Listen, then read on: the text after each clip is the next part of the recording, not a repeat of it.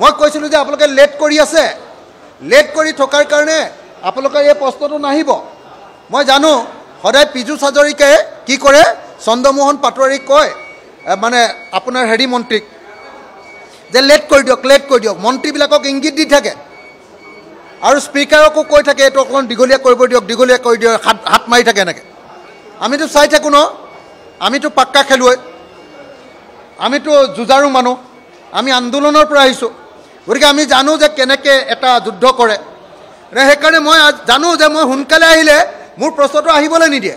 মই প্ৰশ্নটো অহাৰ আগে আগে উঠিবলৈ গৈছোঁ। এটা প্ৰশ্ন আছিলে, মই সোমোৱাৰ লগে লগে পীযুষ হাজৰিকাই ইংগিত দি দিলে, এওঁ কমা দাঢ়ি চন্দ্ৰমোহন পাটোৱাৰী ডাঙৰীয়াই কমা দাঢ়ি ছেমিকলন এইবিলাক গাবলৈ আৰম্ভ কৰি দিলে।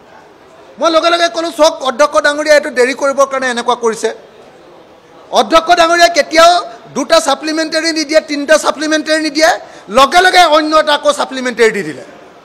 তেতিয়া মই অধ্যক্ষ ডাঙৰীয়াক ক'লোঁ যে দাদা কি কয় ছাৰ, আপুনি এইটো আগতে নিদিয়ে, এইটো কিয় দিলে? লগে লগে মোক এক্সপেল কৰি দিলে। গতিকে অধ্যক্ষ ডাঙৰীয়া নিৰপেক্ষ হ'ব লাগে। অধ্যক্ষ যদি নিৰপেক্ষ নহয় আৰু যদি গণতন্ত্ৰক হত্যা কৰিবৰ কাৰণে চৰকাৰী পক্ষই এনেকৈ কূট কৌশল কৰি গুৰুত্বপূৰ্ণ প্ৰশ্নবিলাক বিধানসভাত উত্থাপন কৰিবলৈ নিদিয়ে, তেতিয়া চুৰ কৰিব পাৰিব চৰকাৰে ভ্ৰষ্টাচাৰ কৰিব পাৰিব, কিন্তু স্বচ্ছতা, ট্ৰেন্সপাৰেঞ্চি আৰু আচল গভাৰ্নেন্স কেতিয়াও, ভাল ট্ৰেন্সপাৰেণ্ট গভাৰ্নেন্স কেতিয়াও দিব নোৱাৰে।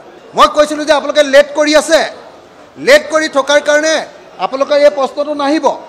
মই জানো সদায় পীযুষ হাজৰিকাই কি কৰে, চন্দ্ৰমোহন পাটোৱাৰীক কয় মানে আপোনাৰ মন্ত্ৰীক যে লেট কৰি দিয়ক, মন্ত্ৰীবিলাকক ইংগিত দি থাকে আৰু স্পীকাৰকো কৈ থাকে এইটো অকণমান দীঘলীয়া কৰিব দিয়ক, হাত মাৰি থাকে এনেকৈ। আমিতো চাই থাকোঁ ন, আমিতো পাক্কা খেলুৱৈ, আমিতো যুঁজাৰু মানুহ, আমি আন্দোলনৰ পৰা আহিছোঁ, গতিকে আমি জানো যে কেনেকৈ এটা যুদ্ধ কৰে। সেইকাৰণে মই জানো যে মই সোনকালে আহিলে মোৰ প্ৰশ্নটো আহিবলৈ নিদিয়ে। মই প্ৰশ্নটো অহাৰ আগে আগে উঠিবলৈ গৈছোঁ। এটা প্ৰশ্ন আছিলে, মই সোমোৱাৰ লগে লগে পীযুষ হাজৰিকাই ইংগিত দি দিলে, এওঁ কমা দাঢ়ি চন্দ্ৰমোহন পাটোৱাৰী ডাঙৰীয়াই কমা দাঢ়ি ছেমিকলন এইবিলাক গাবলৈ আৰম্ভ কৰি দিলে। মই লগে লগে ক'লোঁ চক অধ্যক্ষ ডাঙৰীয়া এইটো দেৰি কৰিবৰ কাৰণে এনেকুৱা কৰিছে।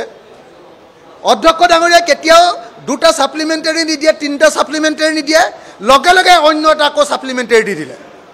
তেতিয়া মই অধ্যক্ষ ডাঙৰীয়াক ক'লোঁ যে দাদা কি কয় ছাৰ, আপুনি এইটো আগতে নিদিয়ে, এইটো কিয় দিলে? লগে লগে মোক এক্সপেল কৰি দিলে। গতিকে অধ্যক্ষ ডাঙৰীয়া নিৰপেক্ষ হ'ব লাগে। অধ্যক্ষ যদি নিৰপেক্ষ নহয় আৰু যদি গণতন্ত্ৰক হত্যা কৰিবৰ কাৰণে চৰকাৰী পক্ষই এনেকৈ কূট কৌশল কৰি গুৰুত্বপূৰ্ণ প্ৰশ্নবিলাক বিধানসভাত উত্থাপন কৰিবলৈ নিদিয়ে, তেতিয়া চুৰ কৰিব পাৰিব চৰকাৰে ভ্ৰষ্টাচাৰ কৰিব পাৰিব, কিন্তু স্বচ্ছতা, ট্ৰেন্সপাৰেঞ্চি আৰু আচল গভাৰ্নেন্স কেতিয়াও, ভাল ট্ৰেন্সপাৰেণ্ট গভাৰ্নেন্স কেতিয়াও দিব নোৱাৰে।